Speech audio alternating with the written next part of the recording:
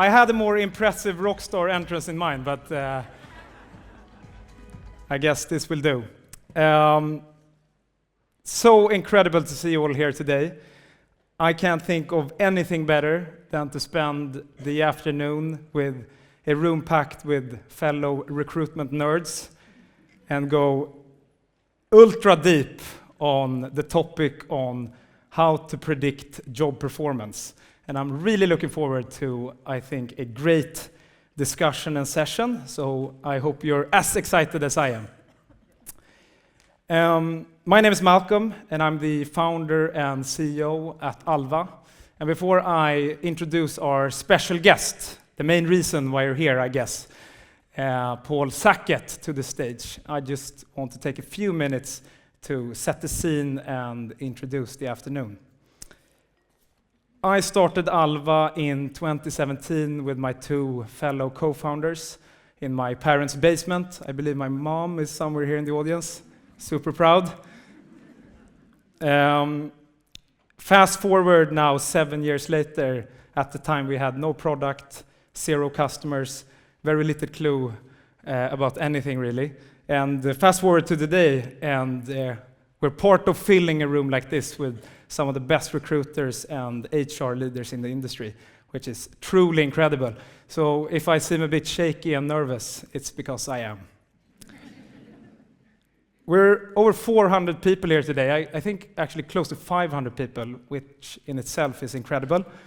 We have customers, we have partners, a few of us from Alva, and a few new faces whom we're very excited to get to know. So all very welcome to this afternoon.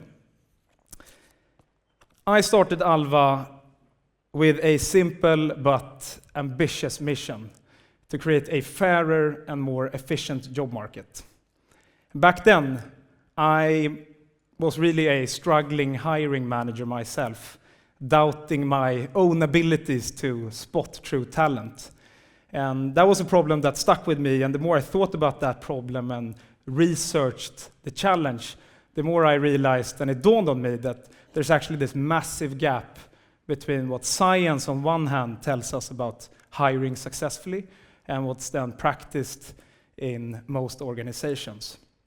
So really, Alva was born to fill this gap.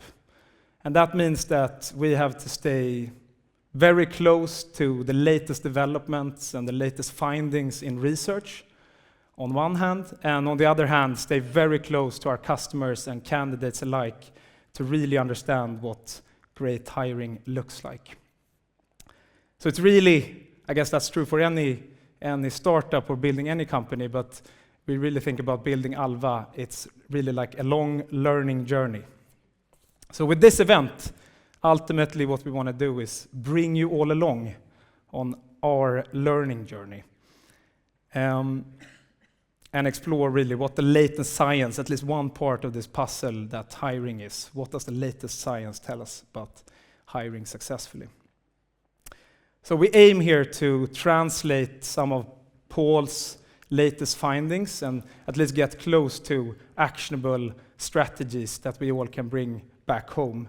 And then also we'll discuss which part of the challenge for us practitioners here is really, in reality, we also need to find this balance between cost, time, candidate experience, and then ultimately the quality of our hiring decisions. So with that backdrop, it's my great honor to introduce the main event today, our esteemed experts who will guide this discussion and deep dive. So first, I'd like to introduce my dear colleague, Dr. Kajsa Asplund. Kajsa is lead people scientist at Alva. She holds a master's degree in psychology and a PhD in talent management from Stockholm School of Economics. And most importantly, she's one of the key minds behind our product and scientific approach. So I can't think of anyone better to lead a discussion with our eminent guest, Dr. Paul Sackett, who has flown in all the way from Minnesota to join us here today. And we're absolutely thrilled that Professor Sackett is joining us, maybe the leading researcher in the field of industrial and organizational psychology, and now most recently known for his very impactful study where he and his colleagues revisited the validity of different assessment methods. So with that, help me to welcome Kajsa and Paul to the stage.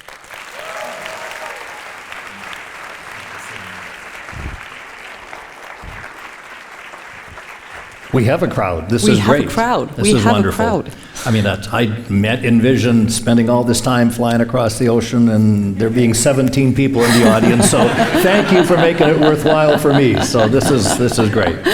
No, thank you. It is such an honor to have such a distinguished guest with us here today. And as you may have heard today, we in the Alva team tend to refer to you as the Taylor Swift of recruitment and selection research.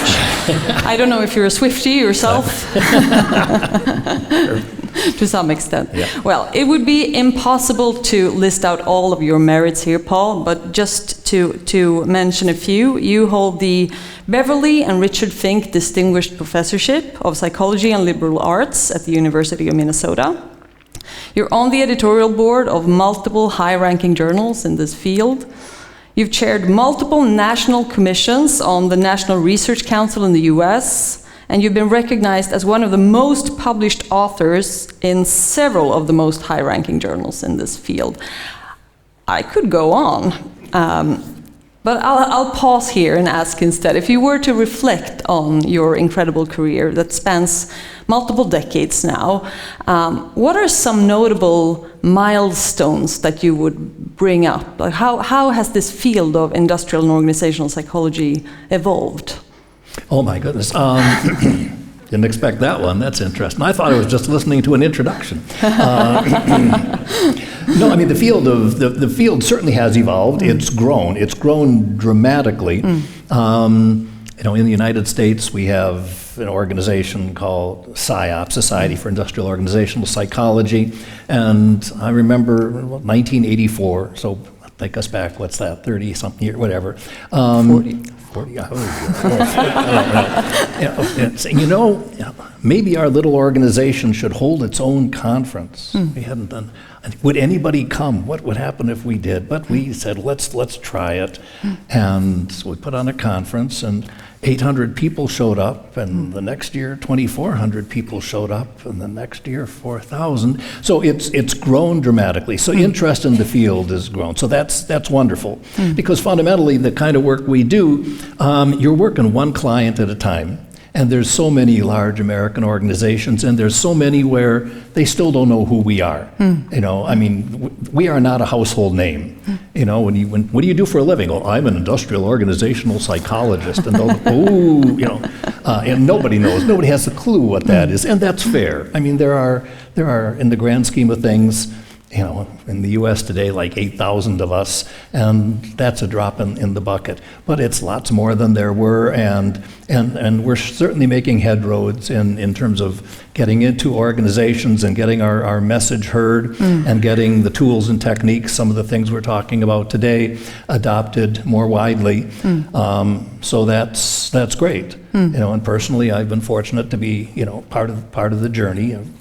Had the opportunity to serve as president of that organization, serve as editor of one of the two major journals in our field, and yeah, I've had a wonderful career that I look on with back on. It's still going on. I mean, look, this sounds like, but you know, I mean, the key to the whole thing is that I've just had in my job, I'm training the next generation of IO psychologists, and so I think of these are my children. And I watch them grow, and I watch them develop, and they go out and do great things, and that's what brings joy. That is fantastic, and it's so great that the field is sort of it's still expanding, right? And we're getting there in sort of spreading the gospel. So we're here today, we're going to cover a lot of ground today, right? And most of it is going to focus on your work on predicting job performance. We've collected questions from all of you in the audience in advance, so we've baked those into the session. And first of all, since we're here to talk about predicting job performance, I know you've talked about how the definition of what constitutes good job performance has evolved over time, right? Yes, this is really important to talk about. Our findings, we have a cumulative database. There's a set of messages about, we rank order things. This is best, this is next, this is pretty far down, and that's sort of seen as gospel. And the classic listing that people still refer to today is from 1998. And has the world of work changed since 1998? And I argue, my goodness, certainly it has.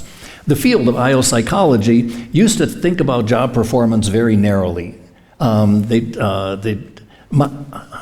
I've achieved some notoriety for the world's simplest thing, to say to people, job performance can be thought of your total contribution to the organization. It's three things.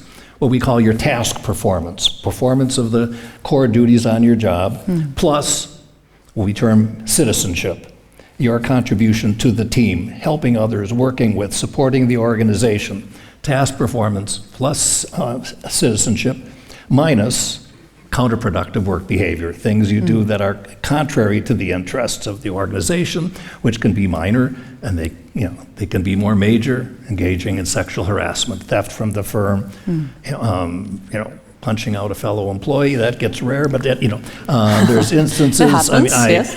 I confess to having served as an expert witness in a case that involved one employee murdering another employee over rejecting his romantic advances. So counterproductive is another big piece. But anyway, if we think of this as your total contribution, so all of that comes together. And yet, up until past 1998, when we said job performance, we meant what today we just call task performance. If you're in a manufacturing job, it's how many widgets per hour. And so our whole body of literature on how well we predict performance is really how well we predict that, quote, the technical part of performance. And if we now are thinking of all these others, it just changes the picture, and it's changing our pattern of findings in terms of what's more effective, what's less effective. Does that make sense? I can't see a thing, and I'm a guy who always turns to my audience and tries to make eye contact, and I need to say, yes, I'm with you, and I'm looking into the void here today. So I hear laughter. So there's people there. They're still people here. There. They haven't left yet. This is good. This is very good. We're off to a good start here. No, and I think everyone in this room recognizes the fact that work today is so much more than what it says on your job description, right? There's teamwork. There's being flexible in the face of change. All the social skills that go into sort of collaborating on complex tasks, right, in a way that perhaps wasn't thought of before. So let's start focusing on what sort of led up specifically to the work that you published in 2022 together with colleagues that caused such a splash in our industry, where you decided to revisit the validity of different selection methods. How come that you wanted to revisit this? Research? This has been my life. I've been looking at various pieces of the personnel selection, talent assessment space for 50 years, but and a bunch of things come together. One is, I interact a lot with people in the applied community. I'm at the university, but many of my students go into applied work. I talk all the time with my applied colleagues. And many of them voiced frustration that they'd say, we're going to do it with a client, I'm doing my own validity study and with this tool, and you know what, I'm not matching the numbers that show up in that big review journal article. Why am I not getting I'm getting smaller values? Is something wrong with me? Am I deficient in my work? So hearing those voices, so hearing that there's general skepticism within the field about what's out there as gospel, add to a piece, this body of work, we compile all of the validity evidence. We say, oh look, here's 200 studies of the structured interview. Let's bring them all together and aggregate and say this is how well the structured interview works, and apply that to each tool. But there's a trick, and this is as technical as we'll get today. the paper is pages of equations and elaborate, but we don't need to do it. The fundamental question we're asking when we try to do validity studies are to estimate how well will the particular tool we're looking at, how well will it predict in our applicant pool. And in our applicant pool, there's a certain range of scores, and let's pretend it's this big. Now, to get a validity estimate, one common thing, well, then give it to the next batch of applicants, use it to screen them, however many get hired, wait a year, measure their job performance, compute the correlation between the test score and job performance. So you've got that correlation. But the applicant pool is this big, but since you used the test to screen your pool, the pool on which you're computing your correlation is this big. But you want this. And so this little hand movement underlies this fancy set of formulas that allows you to do a statistical correction to get you back to what you should get if you had the full pool. And so that correction procedure is a routine part of what we do. And I sat there saying, there must be a problem with that. And I spent 10 years or so saying, is there something wrong with the correction formulas? And obsessed about it. And I'm a guy who doesn't sleep at night. I wake up in the middle of the night and suddenly I'm thinking about, is the 1903 Carl Pearson formula right or not? Oh, it's terrible. It's terrible. You don't want to be me. Totally relate. And then there was just a sudden flash of insight that the formula is right. It's just we are applying it wrong. Basically, what I've just described, we test a bunch of applicants, we use it, and that narrows the pool, and we compute a correlation. We have this huge difference between the two, and so we need to make a large correction to correct back to the full applicant pool. But the other thing we often do, and it's taken a shortcut. It says, well, I want an estimate, but the boss says, I want to know how valid this is, and I want to know by tomorrow afternoon. And we can do that, round up a batch of current employees, say, hey, this won't count against you, just help us out. Sit down and take this new tool we're trying out. We've already got their performance measures in a file somewhere. Give them the test this afternoon, pull the scores out of the file, sit somebody down next to their computer, and you've got the correlation in 24 hours. And that's great. And it turns out our field does that a lot. Nobody knew this, but I went and tallied. It turns out we use that strategy about 80% of the time, as opposed to test applicants and wait a year. We do that about 20%. But this notion of a big gap between the applicant pool and who's hired is found in those predictive applicant studies, and it's not found with the current studies, because the current employees that you're sitting down to take the test, they weren't screened on that tool. They were screened on something else. So generally, there would be a very small correction factor you'd need for those. And the problem with this whole thing is the field, not unthinkingly, took the correction factor that they derived from the applicant studies and applied it to all of the studies, which resulted in overcorrecting. Now that's technical, but that's in concept where things went astray. And so getting that understanding said, oh my goodness, we need to systematically go through tool after tool. I mean, I think I'm 25, 27, I keep forgetting how many different things are on my list, and digging into all the work that's done on each of them one at a time and saying, is the correction factor that has been used in those credible or not? And if so, use it. If not, explain why it's not credible and give a re-estimate. No. So we went through, and over time accumulated new estimates about each of the tools that we use in our field and end up with a sort of a new picture. And that's this thing that we published a couple of years ago that made a big fuss because it sort of changes the rank order. The things that are at the top of the list are different than the things that were at the top of the list.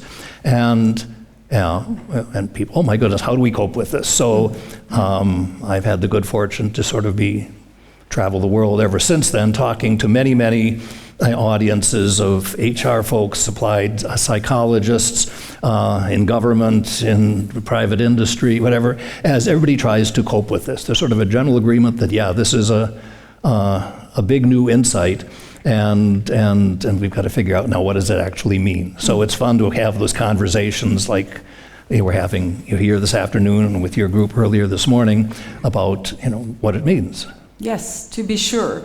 So just to recap, the old and long-held consensus that was sort of founded on the Schmidt and Hunter 1998 meta-analysis you discovered that there is a problem in here, basically, right? That there is a correction that we apply in these meta-analyses that oftentimes substantially bump up validity of these methods, but it's applied in the wrong way, right? So I cannot even imagine the amount of work that you must have gone through with your colleagues to go back to all these studies that went into these meta-analyses to re-examine the findings. But let's cut to the chase, as you say, and take a look at what you found when you actually reassessed these validity numbers. And just to get a brush off here for those who didn't take a stats class recently, the numbers we're seeing on the bars here, they run from 0 to 1, right? Validity. Yeah, so this validity, I mean, so this is this notion of saying, hey, we got a bunch of people, either with current employees or with applicants, we've given them a test, we got performance measures, and there's the statistical index that shows the relationship between the two. If I know your score on the selection tool, how well can I forecast your performance? And roughly and simply, we'll say if you can't do it at all, you get a 0. And 0 is the value you get if you flipped a coin to decide who you're going to hire. And so that's your baseline. If you're saying, I am doing, as bad as I can. And so our question is, can we do better than that? So 0 is flipping a coin, and 1 is something we'll never achieve, which is, the heavens part, God Almighty speaks to us and reveals exactly, precisely how every single person is going to be performing. Pick a number, 3 years from now, 5 years from now. We don't have that. But that's what you get with a 1. And this, nothing, if you see numbers up there behind me, nothing is anywhere near that. And we shouldn't feel bad about that. We shouldn't aspire to, if I did my work well, I would have 1.0 prediction, because a large portion of the things that affect job performance aren't knowable at the time of hire. You get hired and you get assigned to an abusive supervisor and harms your performance. You get hired and you found yourself in a really wonderful, helpful peer group that mentors you and helps you develop, and that helps your performance. Your elderly parents get ill and suddenly you're distracted and your attention is detracted. So we can run through a list. That's how I start my class every semester. I sit there at the blackboard and I tell them, name every factor you can imagine that affects job performance. And we end up with 30, 40 on the board. And then I say, now part 2, I'm going to you tell me, and I'll put a circle around everyone that's knowable before we hire. And a fraction are. And so, therefore, it's foolish to think if we worked hard, we should approach 1.0. We have to accept that it's only within the space of things that are knowable at time of hire. And so we try to measure as many of those as we can, if within constraints, of course, which are efficiency and time and cost and all the rest, and measure them as well as we can and see what we can do. And if we said if 0 is if 0 is flipping a coin, let's look at the very bottom of my list up there, which I hope it didn't change since they put it up there. I hope it still says the unstructured interview.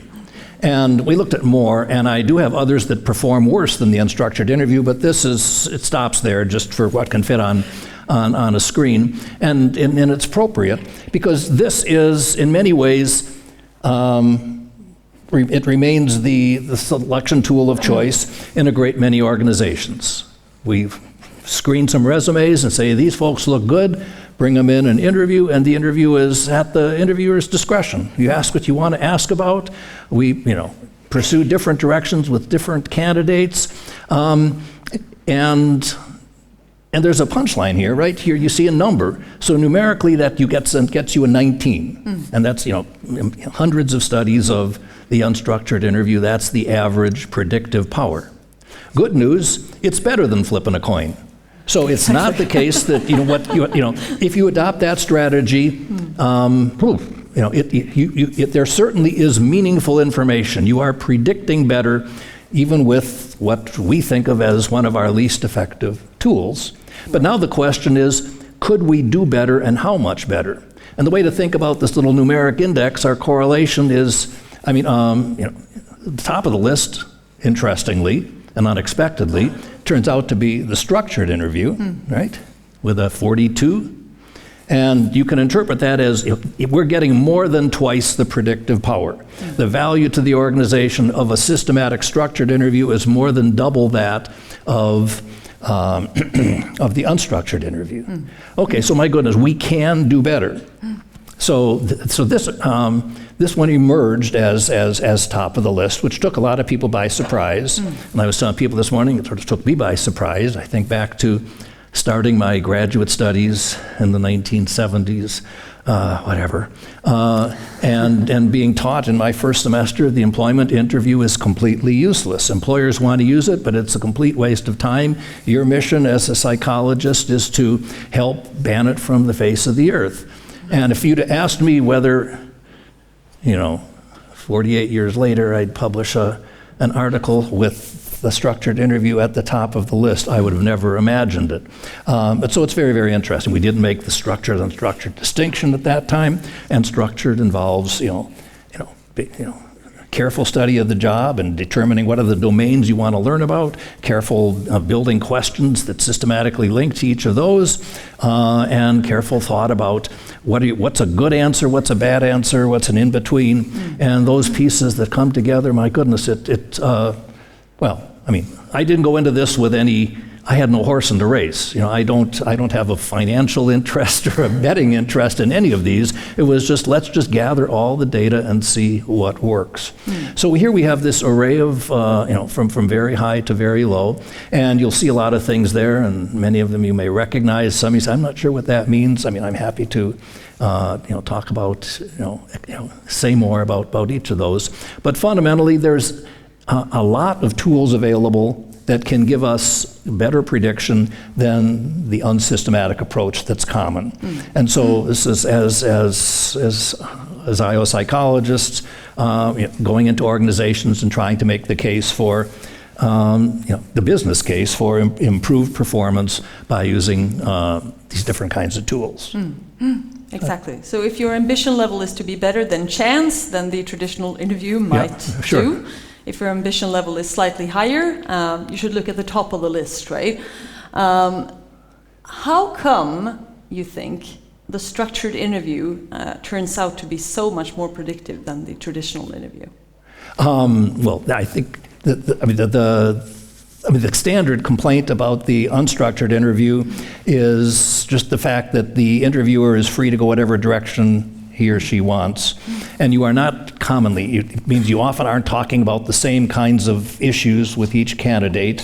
The research showing that a perception of how similar this person is to me, or likability, we find something in common, oh, you ran the Stockholm Marathon, I did that too, oh, but this is great, so there's this tendency to be influenced by factors we'd rather not be influenced by, and to explore different things. And so simply the discipline. If there's a single factor that, it's probably the mantra of the IO psychologist. What do? We believe in standardization. So pick anything. In an interview, a carefully chosen set of questions, carefully matching key characteristics of a job with a careful evaluation, standardized treatment of everybody works. And the interview is broad enough that it can tap some of the kinds of things that some of the things below this on the list get into. Your interview with, tell me about a time when questions can tap into some of the things below it, job knowledge, some of the personal style, interpersonal skills. So you can get the technical, you can get the non-technical, it can cover a wide range. And I think that's what contributes to it faring so well. And so much better than the unstructured. Which is logical when you think about it, right? Apply more structure, attain more objectivity. And so the standardization, that's what's behind most of these. Why do these work? Because we're comparing people on a common ground. To be sure, which is also, of course, a really important aspect of fairness and those aspects in recruitment. But let's look a little bit more on the individual methods on this list. A job knowledge test. Just to be clear here, I think most people in this room recognize the work sample or the case exercise, but how is a job knowledge test different from a work sample test? The things on this list, you can sort of sort them into two buckets. And the big one is some of them are specific to the individual job. You know, Alva Labs can't go say, hey, we've developed a job knowledge test and we're selling it to employers. Job knowledge for a locksmith is completely different than job knowledge for a scuba diver. I mean, pick whatever you want. I'm making this, well, I don't know how those came out, but they did, you know. And so it is tailored to the job. And so this is a big choice point in designing selection systems. Do you have the time, the effort, the money to invest in developing something specific to a single job? You know, if I'm the city of Minneapolis and I'm going to hire several hundred lifeguards for the swimming pools, I'm getting away from scuba but trying to somehow make it close, you know, you may say, okay, the standard work sample in the lifeguard business is people who are applying for that job show up. Here, there's a mannequin, a body at the bottom of a pool, dive in and rescue it. You know, can you do it? Good old work sample. It's the crucial, you know, it's really weird. We generally say in this world, what are the important things you do on the job? The things you do, you know, how much time do you spend on it? Most frequent tasks. If you analyze the job that way, we wouldn't require a lifeguard to swim, right? I mean, it's once in a very, very, very unusual, but on those unusual times, it's the essential part of the job. So you commonly say, okay, we can do it. It's not unreasonable, it's not difficult, but my goodness, you learn so much. I mean, the language of biopsychology says, and I like this way of thinking, it says that there are three and only three direct and immediate determinants of your job performance. One is the level of effort, how hard do you try? The second, we call it declarative knowledge, do you know what to do? And procedural knowledge, do you know how to do it? And here's a good example. Somebody could say, well, what would you do if you found someone lying at the bottom of the pool? Declarative knowledge, I would dive in and rescue them. Well, you know what to do. The question is, do you know how to do it? It's too simplistic a case, but this distinction, and it's often, I've got the technique, I can tell you that I'm supposed to do this sequence of operations, but can you actually do it? Procedural knowledge. So the work sample gets you at procedural knowledge. And it's one of these things in settings where it's applicable, it can be a great tool. You can just, it's really essential. There's something so important to the job, I want to make sure you really can do it, not just I talk a good game and tell you that I would do it this way if I faced the situation. So there's generally a lot of support and high regard for work samples. At the same time, the acknowledgement, expensive often. The lifeguard may not be. My goodness, on a Saturday morning, you tell all your candidates to come to the municipal pool, and one at a time they dive in and get the dummy. But others, very elaborate building, simulations of a job. But okay, so you just make a decision. Can I afford this? Is the payoff big enough that I'm going to want to invest in this? So for sometimes it's going to work great. And we contrast the work sample with job knowledge, which gets in the first piece of this. That's declarative knowledge. It's so just, basically do I know asking the facts? factual questions. Sure, and those are typically paper and pencil questions, and it's in someone's in a technical field, and you say, okay, you say that you are ready to go to work as a lineman for an electric utility, and you're going to climb poles, and you're going to make electrical connections, and you're going to fix downed wires and all this good stuff. Well, we can just ask you an awful lot of things and you'll reveal that yes, at least I know what what would you do when faced with a downed wire? A, B, C, D, which is the best thing to do. So tailored to the job, looking at the things that matter, and in many ways. You compare them with work samples. Work samples get a little weird. You can sometimes fall into the trap of saying, I'm just going to develop one single simulation for one little part of the job, and sometimes it's a portfolio of them capturing a lot. And if you're doing a portfolio, it's going to work a lot better than a single one, and I think that's the reason that up there you'll see a higher value for job knowledge, which can be pretty broad, and look at the knowledge that covers all of a job. And so much of the data on work samples comes from, we narrowly tapped a piece of the job. But both of those are strong tools. And they complement each other, Yeah. obviously. Another term I think we need to define here, empirically keyed biodata. I don't think that's a term dear. many of us use on a Okay. daily basis.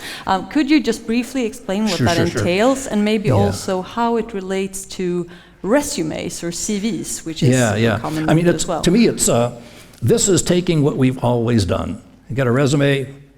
So I'm going to here's my rank ordered list. Look at it. Oh, this one looks pretty good.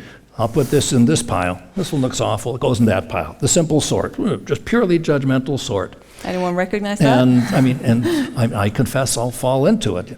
Oh, here's people applying for I've got an opening for a faculty colleague, and it comes, and I said, this looks, we tend to do it. I mean, do we practice what we preach? But then we try to get a little better. And so over the time, people said, well, what if we tried to, if standardization is our key term, what if we scored a resume? What if we sat down and developed, these are the things we're looking for. We all agree. Imagine there's 5 of us screening resumes, because there's, Lord knows, I mean, it's a large volume job, and there's huge numbers of them. Maybe if you probably automated it, but I mean, and you sat there and said, well, and if this person said, well, this is what I value, and that person said, that's what I value, we've got a mess. If we all agree, these are features, and we might build a scoring system. I'm going to give you 1 point for every year of education. I'm going to give you 1 point for every year of experience. I'm going to give you 3 points if you have a credential from the National Credentialing Association in this field, and on and on and on. And you just make up, it's quote, rationally devised. You're just thinking about it, and you build a score. And, well, that's interesting. But you're at the mercy of what candidates choose to put on their resume. I'm looking for this feature. I don't even find it addressed on this one. And they've got incomplete data, which led people a bunch of years ago, many years ago, this goes back to the Second World War. Well, what if we designed it? Rather than saying, you give us a resume, we said, these are the things we want to know about you, past life experiences. And so put together a big series of questions. And that's the term biodata. It's a questionnaire, often. Sometimes they're short, 20, 30 questions, maybe 50 or 60 questions, and it's all about, tell me about, your experiences and all the things that we think matter. And so that's a biodata. And then the biodata over time has split, and this is brand new. I've in this recent paper for the first time, I'm saying, look, there's 2 things you can do with biodata. One is what we've just talked about before. We build a rational scoring system. Here's question 1. There's 3 options, A, B, C, and we all say B is the good answer. You get 3 points for a B, 2 points for an A, and 1 point for a C, and you make up a scoring system, quote, rationally. And that's widespread and common. And it's almost something you have to do if it's a job with a small number of people in it. On the other hand, for large volume jobs, you say we can do it, quote, empirically. What if I gave this questionnaire I'll bring my current employees together one afternoon, and here's 100 of them. Let's give them this questionnaire. Let's get the performance measures out of the files. But instead of computing the correlation between an overall score and job performance, which is what we've been talking about up to now, what if I do that not only for every question, but every single response option? Do people who choose B for question 7 do better on the job than people who chose A or C? And it's empirical. And it's, look, C, for 7, B is the good answer. For 3, A is a good answer. And you develop an empirical key and add them all up. And so the new finding that's emerged just in our literature, which my team is able to bring into our summary, is, my goodness, this empirically keyed approach works dramatically better than, quote, rationally keyed biodata, and works so well that it emerges very high in that list. And it turns out to be it's the first time it's stated systematically, but I've recently, I was just on a nostalgic journey, and I pulled out the textbook that I used in my first semester of grad school personnel selection class, and Robert Guyon, 1965 personnel testing, and here's empirical biodata often works really, really well. It's not a systematic review, but he's offering an opinion. It's interesting to see people, many decades ago saying this seems to work. And so again, this is something that's job specific. Yes. You'd sit there and say, okay, if it's a high volume job, we may go through the effort of doing this, and there's plenty, it's got quite a foothold in the US. There's industries that rely on it heavily, that have a long tradition of, we do this and we keep updating as the world changes. Do these predictive relations change? Let's get more data for this year's pool of people. Is the scoring key still right, or do we need to tweak it? So biodata has in situations where it makes sense, it's a nice tool. Yeah, really interesting, and I think it relates to a trend that we're seeing in the Swedish HR community as well, where customers increasingly, as we see at Alva, are starting to replace the old unstructured CV screen with what we call a screening form, right? And where we actually apply sort of scoring system to questions. Then it's, of course, next level to also apply this empirical analysis of what actually predicts job performance here. But we have a lot to talk about, so I'm going to move on a little bit and look at this table in total.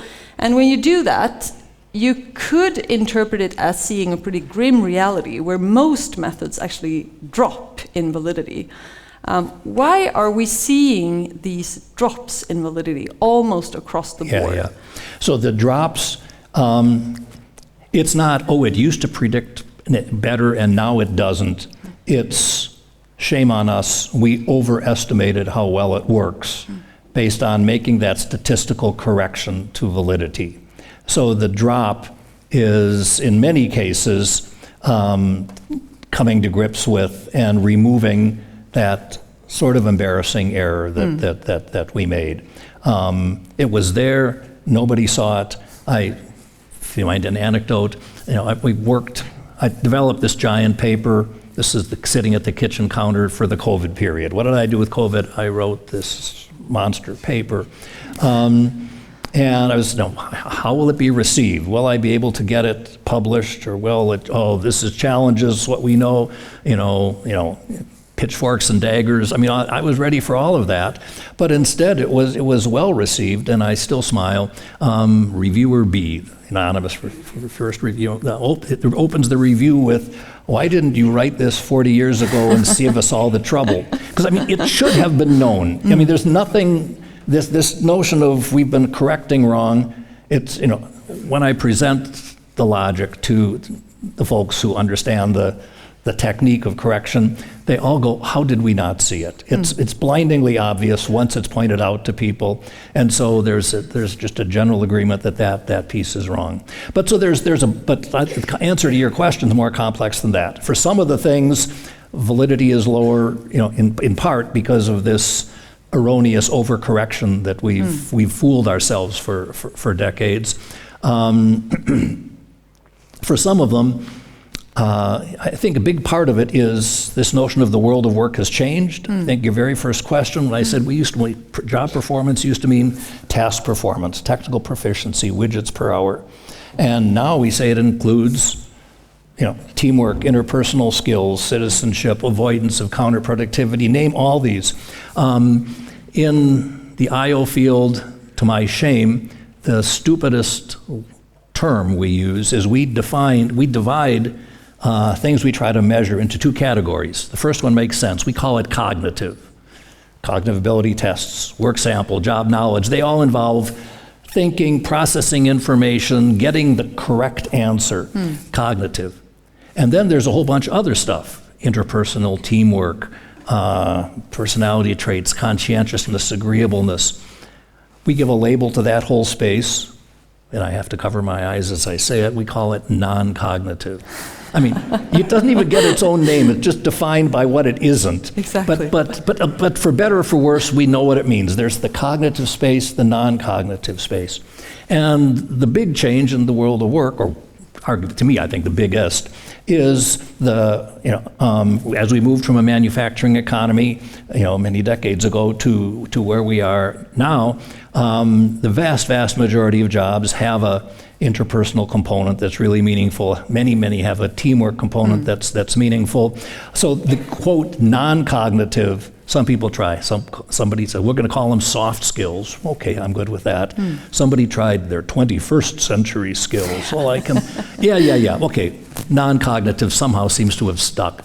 But as all these other things become more important, the job performance space is getting bigger. It used to be just your technical skill. Now it's this interpersonal and the teamwork. So any one of our measures is likely to now explain a smaller part of that bigger pie. Does that make sense? Yes. So the big one up there, historically, the top of the heap, we didn't start with what the old table looked like, but the top of the heap was general mental ability or cognitive ability. That has been the bedrock. That is, we know that is our single best predictor. We've said that for decades. And my goodness, here it is with this, you see it up there, the huge drop. And that's in part the erroneous correction, but as we dig in more deeply, we see a big contributor to lower validity is cognitive, general mental ability has nothing to do with the teamwork and interpersonal part of the job. So if job performance is bigger, cognitive is now a smaller piece of the pie, and we get less predictive power from that alone. Now that doesn't mean we can't predict, it just means we need, these are presented one at a time, but the last thing we're saying is which one are you going to pick? In the US at least, I would say any organization that's using tools like this, if they say, I'm using one and only one, people would look at them and say, what's wrong with you? That's so clearly inappropriate or overemphasizing one thing when we all know the world of work is more complex. And so it's typical for once you get over the hurdle of saying I'm going to go beyond the unstructured interview, it's to let's be thoughtful and look at it. And for our organization, for particular, there's high volume jobs that are crucial for our organization. What package of these things used in conjunction will cover big parts, most of the job, something from the cognitive space, something from the non-cognitive space. So it would be, like I say today, anybody who says, we're just using cognitive tests would be seen as bordering on unprofessional today in the US. And that's actually a great segue into our next theme here, which is combining methods from this list. And that's also a significant contribution that your paper did, right? That you looked also at what happens when you combine several methods. What kind of validity can you get to there? Yeah. So you see each of these for one at a time, and it's unfortunately not the case that you could, if I got a 42 out of a structured interview, and I can't see behind me, but if I pick something else that's got a 25, you don't say, 42 and 25, I'm going to get a 67. Because these things generally are not completely independent of one another. People who do well on one have some there's correlations between lots of the measures, and that limits it. But generally, combinations of two of these three things can get you in the easily high 40s, 50s. So you can do quite well with a combination of these things, and it's a case of just being thoughtful about what collection of those are going to make sense for the nature of the job. Pick and choose. These each can play. Everything up on this list can be a part of a selection system somewhere, and each of these would be. It doesn't make too much sense for a selection system in some other places. You're trading off many things. Exactly. And they are so many of them. One is this theme that we've already hinted at with work sample and job knowledge. Some of these things have got to be developed specific to a single job for each job, which means a lot of time, a lot of effort, a lot of expense, and you decide, is this job important enough? Is the bump in predictive power worth it? The message I say is, I'm not telling you should use the job-specific measures. In the US, we used to have debates up until my paper a couple of years ago. Should you use pure psychological measures, general mental ability, personality traits, or using these job-specific measures? A lot of people looked down on them, sniffed at them. They don't have good psychological meaning. You're just going and sampling job tasks. That's easy to do.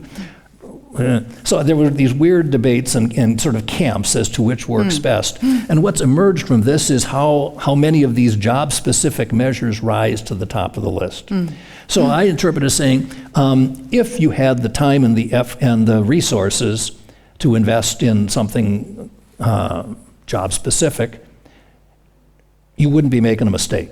It's not the case that, oh, there's no need to do that. You can, it really can have an additional payoff. And again, we're not saying use it alone, use everything, 2 or 3 of these things in conjunction, but there can be this useful payoff. And at the same time, there's a great many organizations that say, one, I'm in no position to do it, sometimes for cost and efficiency, sometimes it's the nature of the job. You only use a work sample test when you're hiring people who are ready to step onto the job tomorrow. I'm hiring a professor to teach a course in IO psychology. We bring in the candidates and we say, here, deliver a sample lecture. And we sit there and we evaluate it. We bring students in, we have students evaluate it. Okay, this is a work sample. Yeah. It didn't take time and effort to develop it. It's thoughtful, it's rational, it gives us a sample of behavior. That helps, but that only works in that case. Let's back it up a step. I'm selecting people not to teach IO psychology, but to come to study IO psychology. And many of them say, I went to a university that there was little to no presence of IO psychology there. Some say, yes, I studied with eminent IO psychologists and I know all about it, others don't. I can't give them a work sample. We're still thinking, what are the word attributes, aptitudes, characteristics that we think will be predictive of learning effectively, being able to perform effectively, and acquiring and espousing, call them the values of the field.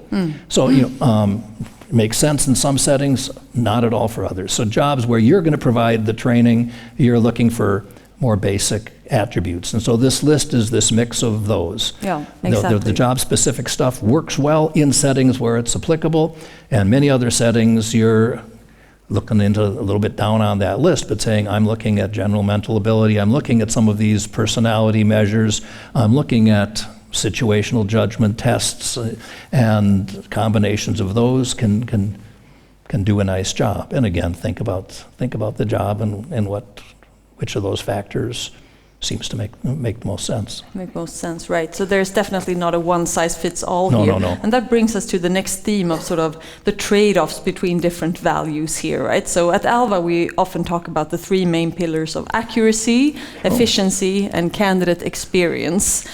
So in any talent acquisition organization, of course, you need to balance these 3, right? And we've talked a lot about quality or accuracy here, right? Or having valid methods is, of course, a key consideration, but you also want a process that's scalable, that's cost efficient, and today, of course, it's also pivotal to make it attractive to the candidate, right? Do you see that there is a trade-off here between accuracy and efficiency, or how should we think about that? So I like what you've got here. I mean, this is your model, not mine, but I would not disagree with it. I would say, first off, my work, the purpose is to summarize on the, quote, quality side. So this is what you can achieve. And of course, and I think we've hinted at it, of course there's trade-offs. There's firms with lots more resources than others. There's firms needing a quicker decision than others. And so all these efficiency features come into play. You toss in candidate experience, and that's great. You want candidates to feel good about the selection system. And there certainly are times where there's some really explicit trade-offs between the things that will improve quality and candidate experience. I'll toss one out. I haven't talked to you about this one before, but I'm making it up as I go. But it's in the personality domain, a thing we often worry about is faking, right? Well, I can't. This is vivid because it happened to be early. I'm in grad school, and I get a summer research contract to develop and to validate selection tools for the position of real estate sales. And basically, I'm I'm in Ohio, that's the state. And so this was the Ohio Board of Realtors that commissioned this study. And they said, we're gonna find all the different selection tools that different vendors are selling for use in Ohio. And we want you to do a head-to-head comparative validation study of each one. So that's what we did. Gave the test to current employees, got sales volume figures, computed correlations. But I'm thinking, vividly, we had one very upset vendor who said he was going to sue us. But that vendor did something a little weird. They purchased a commercial test from a commercial vendor. They packaged it in their own, put their own cover page on it and sold it as their, anyway, they didn't have legal rights to do that. It all got very messy. But the test, I just remember, item 1, here's item 1 of their test. So imagine you are applying for a job in real estate sales. And item 1, and this is verbatim, I would rather live, A, in a sociable suburb, B, alone in the deep woods, C, in between. Now, if there's anything that doesn't cry out with what's the right answer if you want to work in real estate sales, it's that. And so that illustrates, and there's a huge body of work worrying about faking, and what's pretty clear is that people can fake if asked to do so. On average, they do much less. They are worried about, I don't want to present a self-image on a test that I can't live up to in real life. So it's not as severe as some people say. But a group of IO psychologists at the University of Illinois, brilliant work, have developed a technique that solves the faking problem. They give you pairs of items and says, which of these two best describes you? And they are described to be both equally desirable. So you can't pick the good, people often come to me when they need help. I persist in my tasks and rarely give up. Which one of these best describes you? And you sit here and, they're good, and you often say, both describe me. And it turns out that this format makes faking close to impossible. It still works in terms of predictive validity. Candidates hate it. I can imagine. It's the worst. It's the most painful thing that I've ever seen. It was funny. The military was the primary initial user of this, and they were, the military is always cautious. We spend tons of money doing high quality research, but should we actually move forward? So they ended up bringing in a expert panel, 8, people like me, academic types, with body knowledge in this area, to carefully review all the evidence and give them a recommendation. And, they made the mistake of, just for fun, why don't you each try it out to see what it feels like? And it just blew up the whole panel. Everybody's going, this is stupid. You can't make people do this. Suddenly all the concerns about technical work disappeared. Candidate experience completely trumped it. And so, there are times where you have to decide whether, I'm worried about, the candidate walking away from it. The military may be in a position to say, if you want this job, you got to do it, and maybe they will. But this is a classic trade-off. Really in the United States, we think about what the things you've got here: candidate experience, the sufficiency piece, and we also need to worry much more than you do about fairness. We have a series of, we'll call them, historically disadvantaged groups in the United States: Black, African American, Hispanic, and worry about, will test scores on average be the same, or will we see systematic differences, which we often do. And so you're trying to trade off and balance. You've got your 3, but there are of course add more. It's always a trade-off. And I always say to people, I've got colleagues who say, it's our professional obligation to maximize validity because we're in the testing profession. And I go, no, you're missing the boat. It's your professional responsibility to present to your client accurate information about how the tools that you're developing work. But it's not for you to say you should give more priority to quality then to efficiency, then to fairness to subgroups. That's a value judgment. I'm going to give you all the technical information, but the value judgment is yours. I'm happy to, the good psychologist, HR professional will help through a guided discussion to help people think through and work through those values and decide where are we going to stand. Yep, I'm willing to give up this much in quality for this bump in candidate experience, and we just should view that as reality. That's not something we should be ashamed of. Oh my goodness, I'm compromising on. Yes, of course you're compromising. I just say, look, the whole point is you could flip a coin. If I'm we're helping you toward a system that's going to be better than what you had before, we're helping. Could it be different on other dimensions if we made different value choices? Sure, but a step in the right direction as opposed to I need the perfect. So very wise conclusion. The perfect is the enemy of the good. That classic line, and I just think that applies here. Certainly does. So if we were to sort of take away a couple of key points here, combine several methods from the list of valid ones, and make an informed decision about the trade-offs between different pros and cons of these methods. Yeah, and if I were going to add one more to that, and you've got to think carefully about what the thing is that you're trying to predict. I mean, in all of this work, and that the work it supplants is about trying to predict, quote, overall job performance. And that's easily the most commonly examined outcome that's looked at in the personnel selection HR literature. But there's going to be settings where you're saying, I'm trying to predict something different than that. And so we need to make sure that, it's not for us to decide what you should predict, it's for the organization to decide what they value.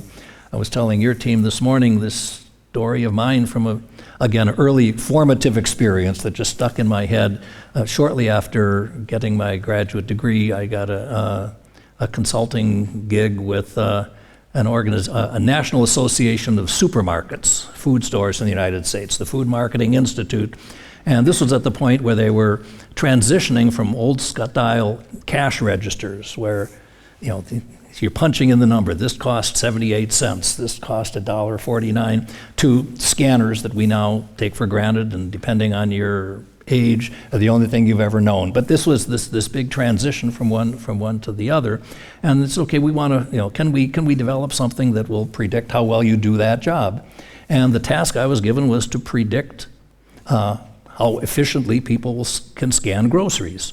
And it's interesting. It's a job with a spatial task aspect to it, as much as there's not very much problem solving or general cognitive ability, but this is how quickly can you rotate something and find the UPC code and scan it. And some people do that much faster. So the best cashier is more than twice as fast as the worst cashier. And as somebody who always worries, I'm getting in the wrong line, I'm in the slow line, this notion of finding somebody who, and so working with some great colleagues, we're very proud of our product and went to their national convention and presented the findings, and a batch of the stores were excited and said, great, and a bunch of others said, this is of no interest whatsoever. And I'm going, what do you mean it's no interest? And they don't, we're trying to carve out, this is how we compete with other stores.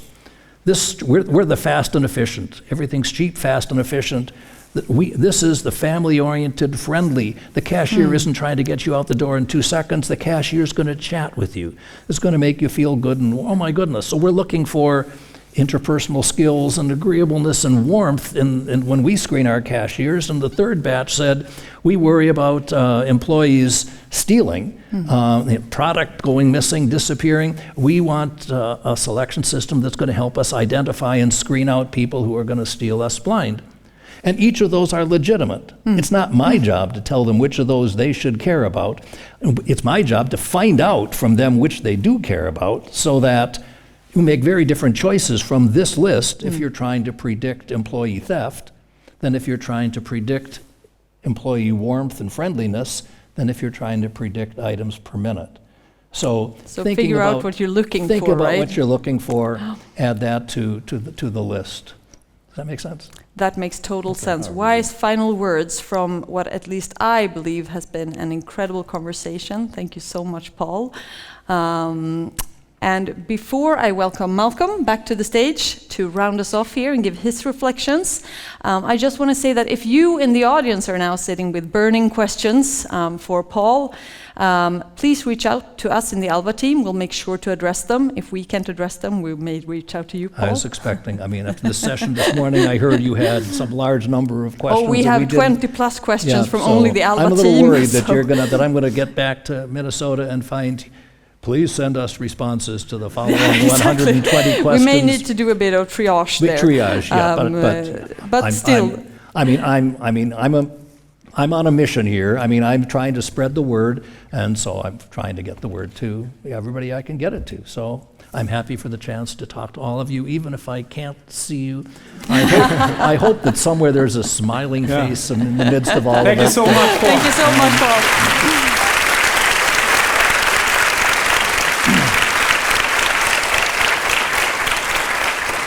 Yeah, thank you so much, Paul and Kajsa, for a great discussion. It felt like we could continue this for hours and hours. Let's please come in with questions if you have things you want to deep dive into. To wrap up this afternoon, since we got all of you gathered in this room, I simply must. I actually think it's almost irresponsible of me as the founder and CEO not to give you a little bit of a flavor of or practically really the sales presentation. So bear with me for just a few minutes when I share essentially how we at Alva, when we read the paper in 2022, how we've then translated that, internalized it, and then gone to work on our product.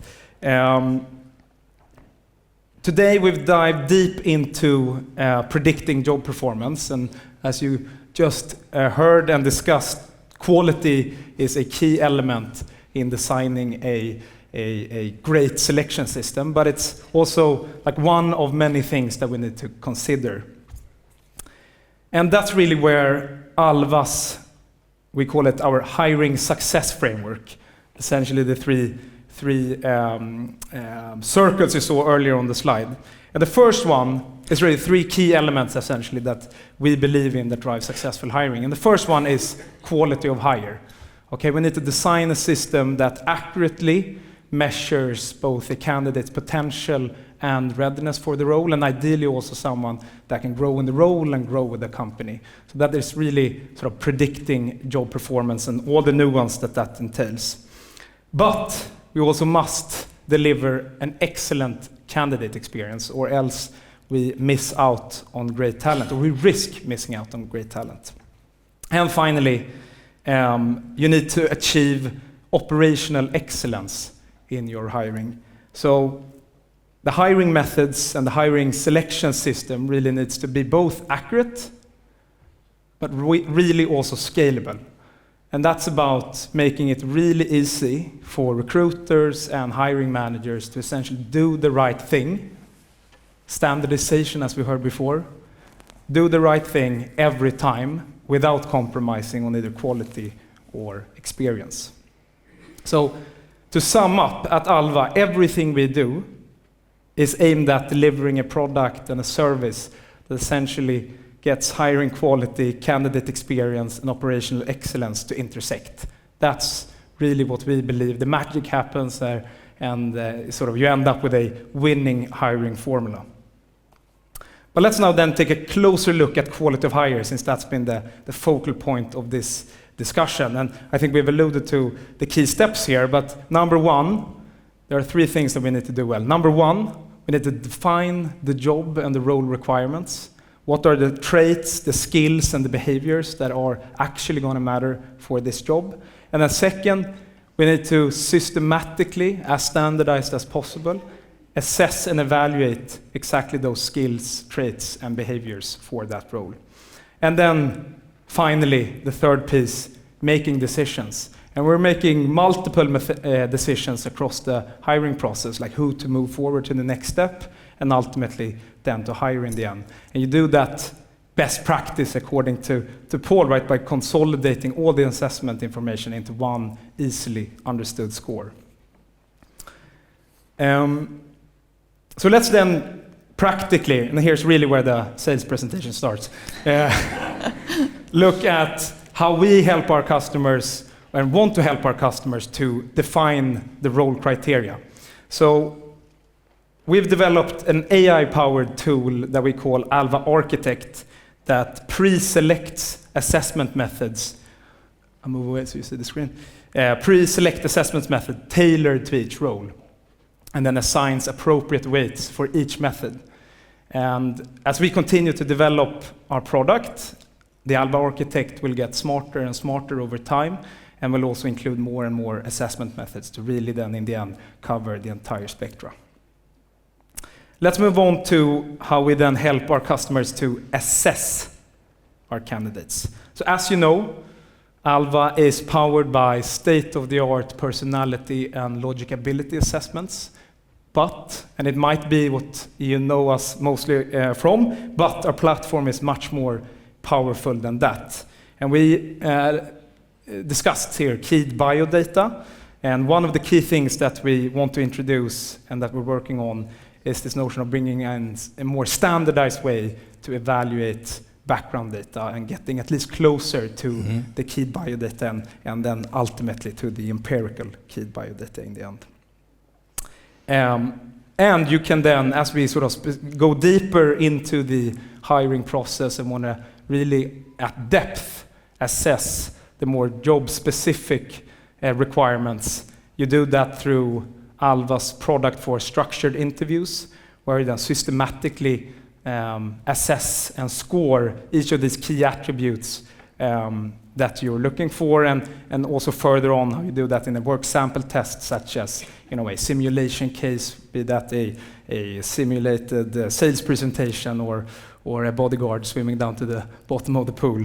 And then thirdly, as part of the work sample test, our product that helps you with coding assessments. And then finally, how do we then make sense of all this and make more data-driven decisions?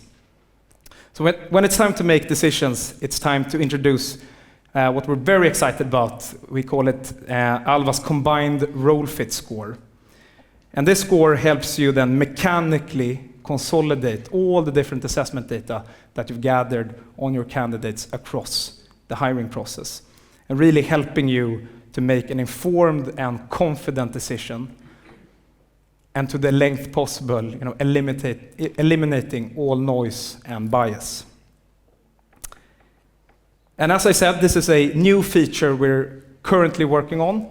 It's not widely released yet, and it's still hidden behind beta, but we do have some customers who are working with it and giving us feedback. So please let me know if you, after this session, if you're more curious to learn more about this particular feature, or just want to know more about Alva's assessment capabilities. Please do reach out, and we'll be excited to get you started and ultimately hearing your feedback. And I think we're very excited about where the field is going, and also where Alva as a product and company is going, and we feel that we're constantly living up to the promise to constantly be learning. The purpose of this session was really to bring you all along on this learning journey, and we'll continue to do that, and that means staying very close to all the latest advancements in the field and continue to be close to all of you in this room, our customers, and then ultimately our candidates. So Alva's learning journey never really stops, and this is just one milestone on that long journey. Great, so then to close off, thank you so much everyone for coming. The two key takeaways that I bring home, and I hope you do as well, is number one, there is no one assessment method to rule them all. It really depends on context, and the most important part, that we use a selection system which combines multiple valid methods. That's really where we derive the best outcomes in the end. And then number two, a practical and successful hiring strategy really strikes that balance between quality, candidate experience, and then ultimately operational efficiency.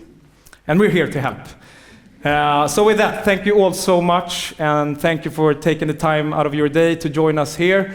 And we really look forward to continue the discussions and work together with you all. Thank you.